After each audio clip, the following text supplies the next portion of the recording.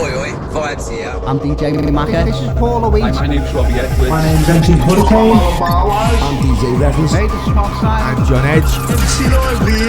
MC Sarah. Stevie Wonder. Hi, this is Bob K. I'm Les Calvert. I'm DJ City G. Yes, this is Jeff MC. You're listening to the Couture 303 podcast with Jay Viper, baby. Welcome back, everyone, to a very special episode of the Couture 303 podcast with me, Jay Viper, and my guest today for our anniversary edition is none other than the Queen of Rave herself, the one and only iconic Rozalla. Hello, what a lovely introduction. Well, you know, you're a lovely lady, so it deserves a lovely introduction. How are you? I'm very well, thank you, Jay. How are you? First things first, thank you very, very much for doing this. I really appreciate it. You know, I started this podcast 12 months ago, interviewing local talent. You know, local DJs and MCs and stuff like that. I never thought in 12 months I'd be sitting there in front of a prestigious artist such as yourself. So thank you very much for this. Really appreciate it. Oh, thank you. So, thank as you I always so do with all my guests, and I'm not going to treat you any differently just because you're more important. We go right back to the we go right back to the start, and I always ask the same question: where and when were you born? I was born in Ndola, Zambia. And then, of course, when I was about 15, we moved to Zimbabwe. So my mom's Zambian and my father's Zimbabwean. So Okay. I've got both feet in both countries. Yeah, I have to say that because the Zambians and the Zimbabweans get very frustrated. Yeah. Okay. So what's your family unit like? Your brothers and sisters, or what's going on? Well, majority of my aunts, uncles, cousins also live in Zambia. Then my immediate family, my mom and some of my aunts also moved from Zambia to Zimbabwe, are in Zimbabwe.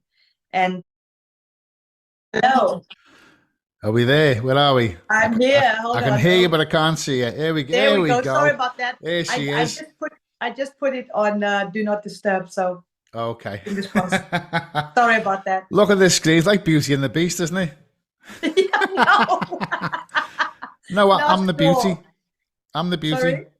You're I'm the beauty. I'm you're the the beast. Yeah, I'll take being the beast. Oh, no, sorry. So you got cut off there. So you were talking about you've got your brother over here now, yeah? Yes, my brother moved to the UK about over 2.5 years ago. And I'm so happy. You know, he's based in Milton Keynes. It's about an hour, 30 minutes for me to drive to him, but either an hour, 30 minutes to drive or nearly 18 hours to fly to Zimbabwe because there's no direct flight. So I'm just grateful. Goodness. Yeah. Oh, that's fantastic. So what was your school life like? What were you like in school? Well, I went to Ndola Primary School when I was in Ndola. And then, of course, we moved to Harare and I went to high school there. I was a boarder in a town called Sonoya at the time. It's now called Chinoi in Zimbabwe. And I was a boarder, really, really enjoyed it, you know. But this pull to want to be a singer ASAP was just pulling me from the word go. So what were your musical influences growing up then? Well, Zambia and Zimbabwe are very influenced by Western music, you know, so I listened a lot to Western music. I loved Aretha Franklin, Barbara Streisand, the Jackson 5, as they were known then. You know, we'll move on to one of the Jacksons a little bit later. Yeah, exactly. I know, right? Yeah. And Dinah Ross, you know, and I was very, very influenced by the Western music. So at what age did you start singing? You started singing on some kids' TV shows, is that right? Yes, that was in Zambia. My aunt, who sadly passed away, she was a singer, but she didn't get to realize her dream because she got married, had children. And when she sussed me out and thought she can sing, she sort of like in some ways lived her life through me. She was one of the very few family members I could see this girl can sing. So she got me, I'm so eternally grateful to her. She got me a stint to sing on a children's television program in Zambia, Lusaka. I did that. And then of course my dad was like, yeah, she can sing. When I was about 14, he had a friend in a band at the Hotel Intercontinental in Lusaka, and he's like, my daughter can sing, and they're like, yeah, she really can sing, and we'd love her to come and perform with us every night for 2 weeks, but we can't advertise her because she's underage. Wow. Yeah. Was this the R&B bands? These were bands that played both Western and local music. Yeah. And then after the band, you went solo, and you had, if my research is correct, you had 5 #1 hits. Is that correct? Yes, in Zimbabwe, I did because I was in this band, and we called ourselves Grab, and those are the first letters from our names. Grab was for Gabby, R for Rozalla, A for Andy, and B for Boyke. And like you before ABBA, there was Grab. Exactly, before ABBA, there was Grab. Oh, Jay, you're on it. And and we were learning, Western style music as well as local music, and traveling across Zimbabwe, performing in clubs, doing small little concert venues, and I loved it. And during that time, I thought, I can't keep doing this all of my life. I want to release material that's under my own name, that's original as well. And fast forward into my life now, when I look back, it's whether you want to call it manifestation, because manifesting seems to be a big word now. Yeah. And I didn't know it then, but you dream up these things, you manifest these things into your life. And I look back, and the majority of the things that I dreamed of, as far as my career is concerned, in fact, most of my life has come true. Yeah. Well, everything starts with a thought. But if you don't think it, you can't do it. That's right. There's a lot of truth in that, and I'm a big believer in the law of attraction and stuff like that, and positive mindset, and good vibes and stuff like that. Absolutely. So the band, you came to the UK. Was it late '80s? You came to the UK and you met the band of Gypsies. Yes, I started traveling to the UK late '88. To try and get a record deal, because there was this producer that was on holiday in Zimbabwe and saw one of my videos, and he had a friend at local radio station in Zimbabwe, and they made an introduction. Cut a long story short, the record company in Zimbabwe also believed in me, and they got me to the UK to record in this producer studio, which was based in Wolverhampton. Okay. So that was my first city I ever went to. When I first came to the UK, and I spent some time in Wolverhampton because of the recording studio, and really nice recording studio. My first time being in a really, I was in a professional one in Zimbabwe, but this one was a state of the art, Yeah.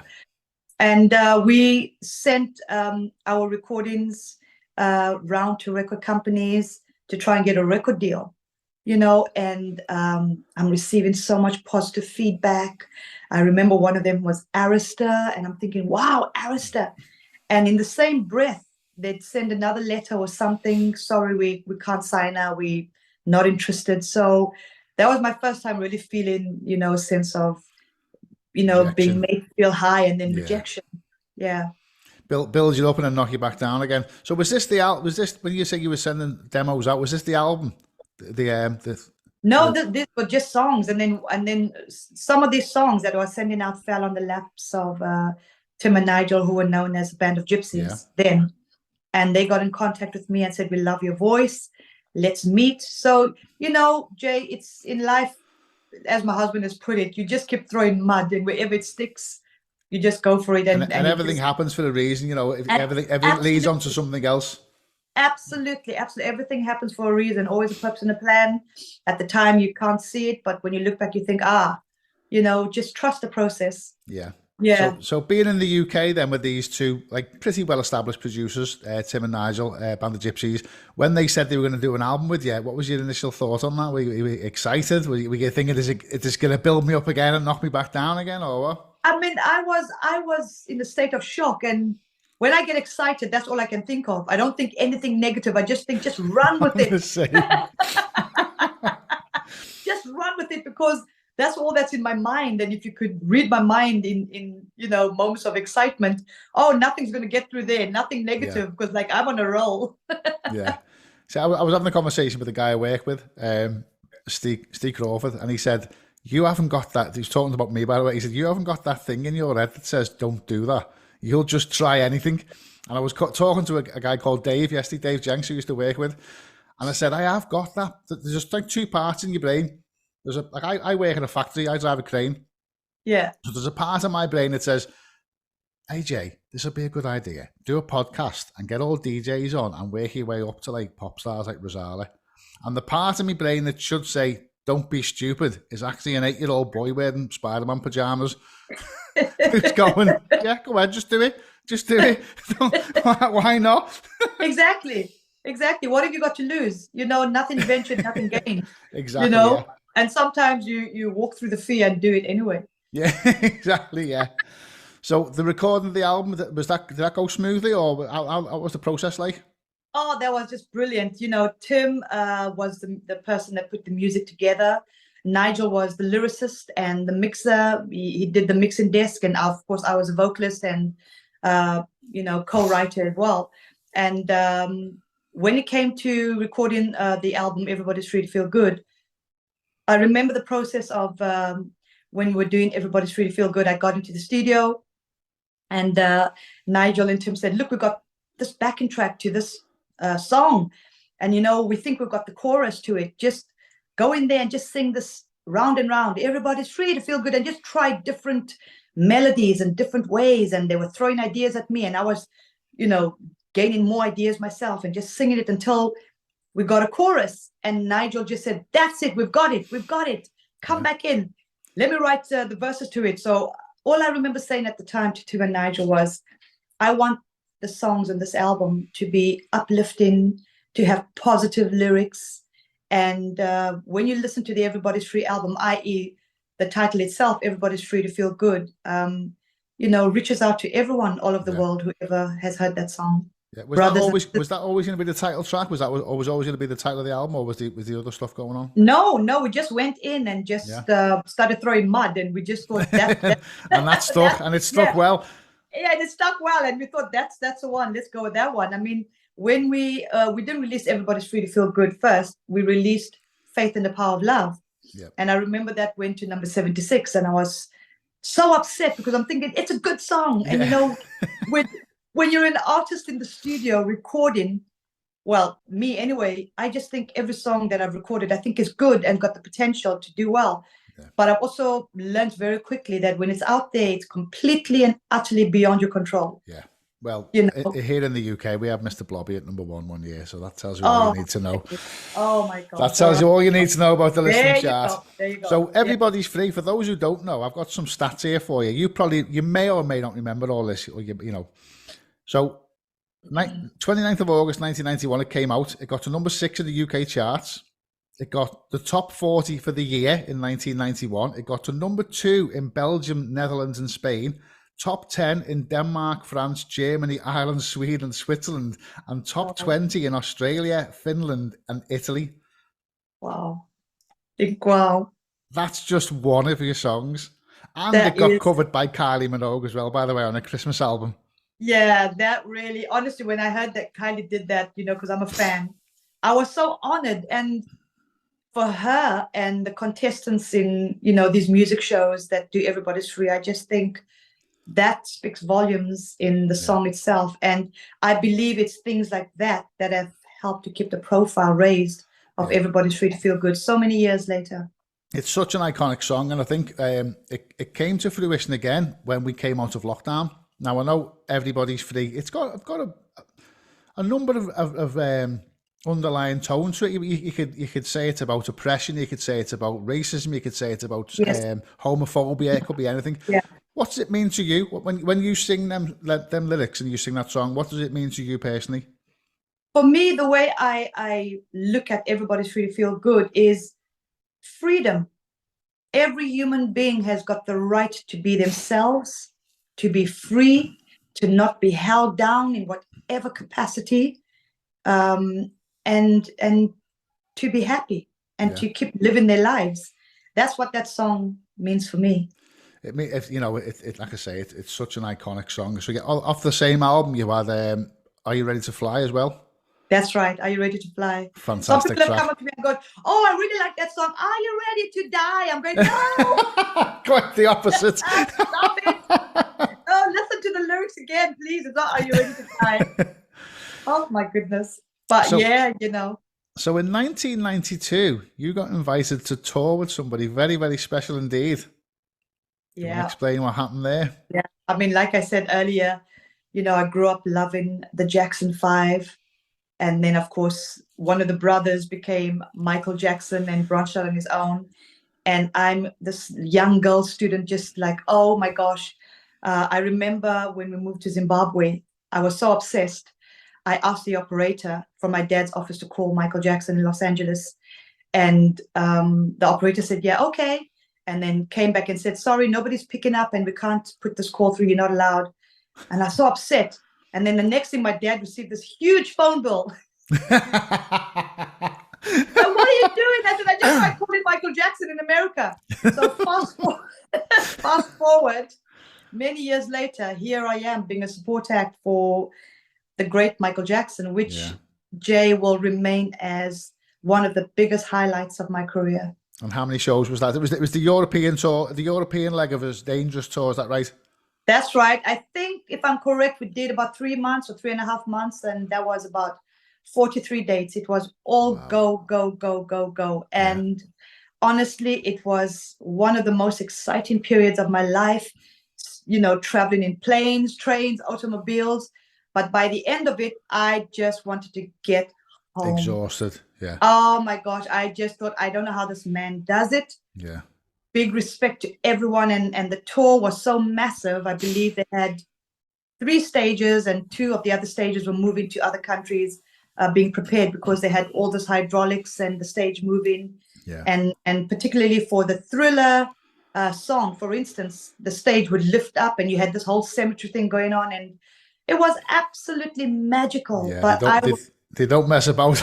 No, they like don't mess about. I mean, it was like a moving village. You had the catering, you had makeup artists, you had, you know, people basically left their whole lives to do this and to earn a living from it. And what an amazing opportunity. But I just think touring like that, you know, though it's an opportunity and an opportunity one must take, is not really easy. Not a lifestyle choice. It's something you do now. Yeah. So I mean, am I right to assume you got to meet him as well? Oh yeah, we got to meet. And at the time, you know, News of the World used to be big. A reputable newspaper. Yeah, and they wrote a few rubbish things about me during that time. Like, you know, they reported that I said Michael Jackson's got me on his tour and he treats me like we're 2 ships in the night just passing one another. This was early on when the tour began. They interviewed me and they twisted the whole story and they took pictures of me and they chose the worst picture ever. That's what tabloids do, though, don't they? I looked like this evil queen in this picture. But oh my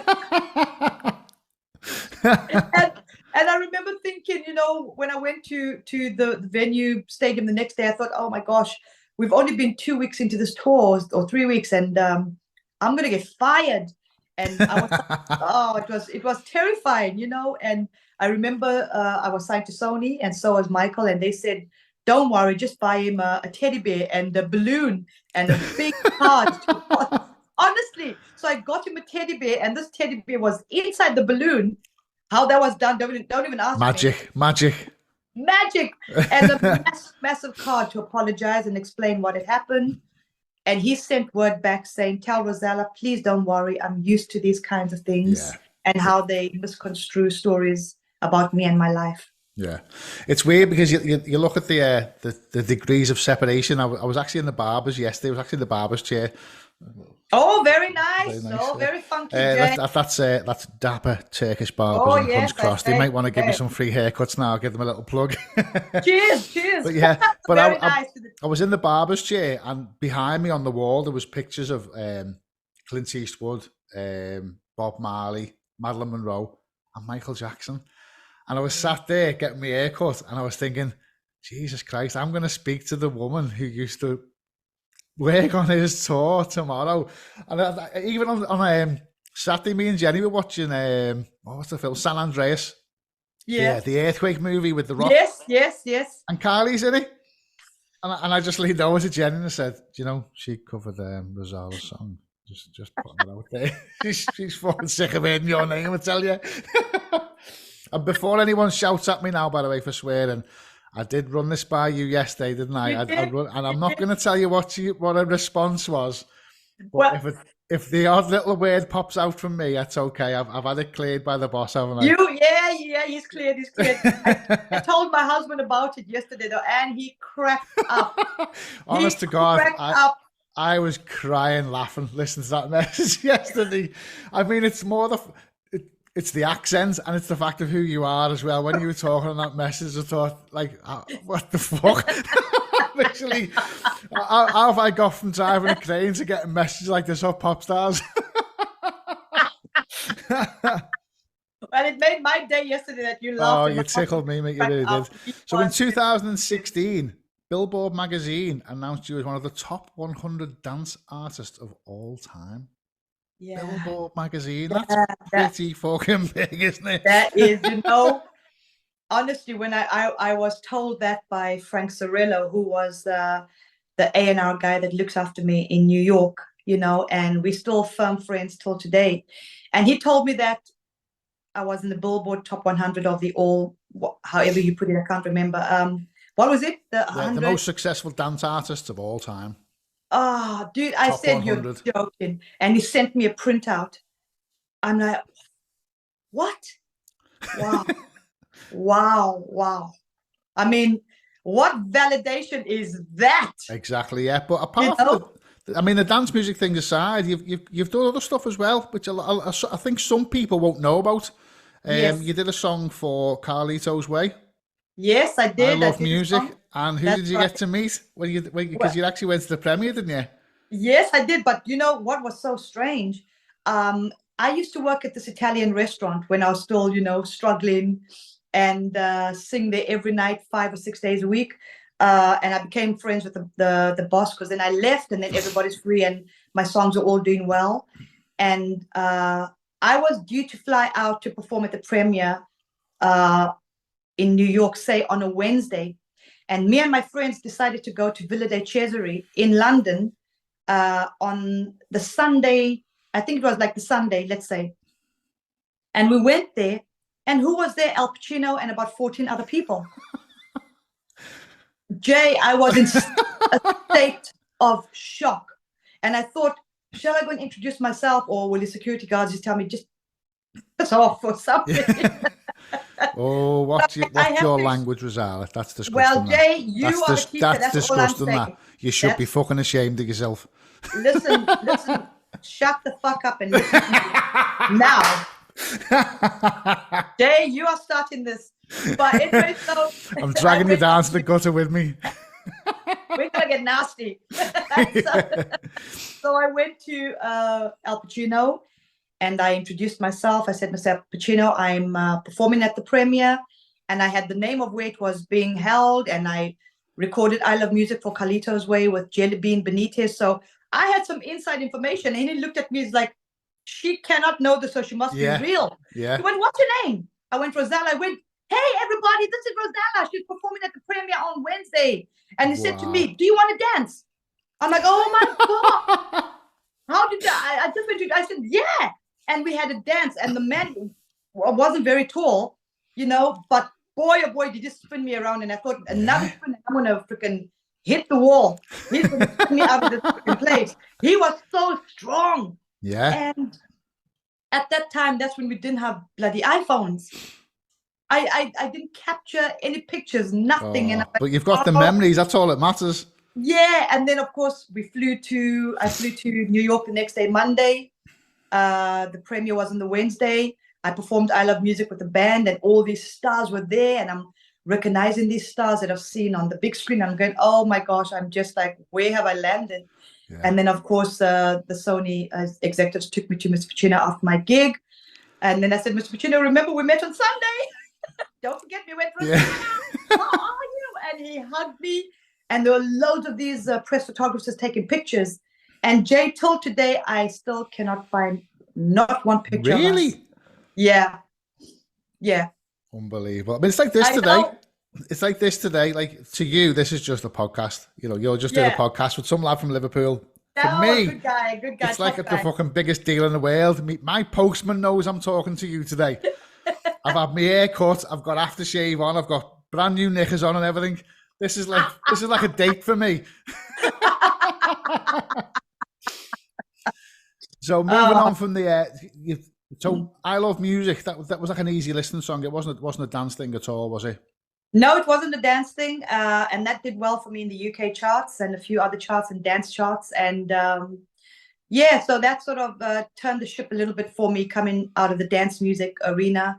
And the song I Love Music was on the Sony album entitled Look No Further. And that title track was written by one of the best songwriters, in my opinion, in the world, Diane Warren. And so when you listen to that album, there's a mixture of up-tempo, mid-tempo, ballads. And so that's when I began to showcase the different sides of what I vocally can do. Yeah. So, yeah. So adding your surname into the equation and come out as Rozalla Miller in 2015, you had the album If You Say It Again. Yeah, well, actually, the Rozalla Miller came when I did an album called Brand New Version, because it was always my dream to do something that was easy listening jazz, not strict jazz, but easy listening. So it was Simon playing piano, so it was piano based, and majority of the songs that I did, we went into the studio like they did in the old days with a band playing whilst I was singing live, and that's how we captured the majority of the songs we did on that Brand New Version album. So we went back to calling, using my maiden name Rozalla Miller like I did in Zimbabwe, and so it stuck. Yeah, but it adds that degree again. It adds that degree of separation, because obviously when people hear the name Rozalla, they automatically think of high energy piano dance music and stuff like that. Whereas Rozalla Miller was more the easy listening jazz side of things. Was that the reason for putting the surname on there? Yeah, that was definitely the intention. My manager at the time said, you want to separate the two, and so in some ways that has happened. I'm also working on a brand new album, a brand new single to come out soon. So we decided we'll just call it Rozalla, and I'm still the title for the album. But you're not kidding anyone. They all know who you are. I know. Well, hello. Right. So obviously you're still big on the festival circuit, and I know you've just been announced as doing Reminiscent concert, but up here in Liverpool. Yes. Looking forward to that. I'm sorry, the Reminisce guys are top guys, and I have to say Reminisce have been booking me since they started this whole festival thing from day dot almost, and I've been performing with them every year they've done it, and I've watched them grow, to doing 2,000-3,000 people, and the last few festivals I did with them, they had across the festival stages 20,000 people. Yeah. So I'm going, guys, I know you can pay me more than that now. Come on. Well, I've actually got to speak to Steve Cocky this week, so I'll put a word in for you. I'll say she's not happy about her pay, she wants more. Yeah, tell him I'm not happy about my pay. Yeah, I'm actually going to Reminisce this year myself the first time, and it was, funnily enough, it was your videos from the concert last year. Oh, wow. I watched them and I said to Jenny, I said, we've got to go to this. Oh, they are exciting. They are full of energy, and whatever worries you might have when you get there, they're all forgotten for that time. And who doesn't want that? Yeah, but exactly. That's what it's all about, isn't it? That's what that's what it's all about. Yeah. Right. So we're going to finish off now with some quick fire questions. Oh, gosh. Okay. Rozalla, I will take your first answer and your first answer only. Tea or coffee? Tea. Puppies or kittens? Puppies. If you could have any superpower, what would it be? To be invisible. Where's she gone? Hey! I love it. Alive or dead, who would you like to do a duet with? Luther Vandross. Fish and chips or pizza? Ooh, fish and chips. What scares you? Oh, losing a loved one. What's one thing you would rid from the world? Evil. Dirty Dancing or Grease? Oh, Dirty Dancing. You've answered pretty much the same as your missus there, but favourite thing to do when you're not working? Completely be lazy and watch anything on Netflix, Amazon Prime, and just anything. Yeah. Who would play you in a movie? Oh, I can only dream Halle Berry, because I love her. I can definitely see the similarity. What's the most expensive luxury you ever bought yourself? My Range Rover. I don't have it now, but yeah, my Range Rover. Building a snowman or building a sandcastle? building a snowman. Who's your favourite DJ or dance act? I'm gonna say Lee Butler. So, sweet or savoury? Savory. What's your pet name for your husband? I'm only messing, don't have to answer that. Jay. And the final question. What's the best podcast you've ever been on? Jay Viper's podcast, baby. Oh, yes. Rozalla, thank you so much for doing this. It really means a lot to me. I can't say how much I appreciate it. Thank you for coming on. Have you got anything upcoming you want to plug? This will probably coming out in April. Yes, well, I've got quite a few of the festivals are up and coming. Just if you want to find out where I am, just follow me on Instagram or Facebook. I run these socials myself, and I have a new album coming out and a new single coming out very, very soon. So watch the space. Rozalla, thank you very much. Guys, thanks for tuning in. I mean, I've set the bar pretty high now. Where are we going to go from here? Where am I going to go from here? I've set the bar ridiculously high now. I don't know what's coming next or who's coming next, but thanks for tuning in. Thank you.